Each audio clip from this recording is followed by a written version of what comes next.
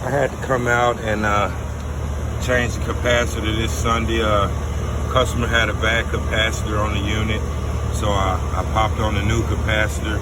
The compressor kicked on, and right now I'm just getting ready to read his temps and pressures and make sure his temps and pressures are okay on the unit, and I'm gonna check his amp draws and make sure that's okay before I leave, to make sure that the unit is not over amping due to a faulty capacitor. It might just be wear and tear over the years, and it just needed to be upgraded because the microfarads became low on it.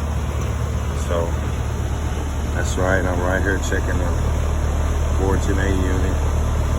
Looks like it's a 3-ton, or let's see here.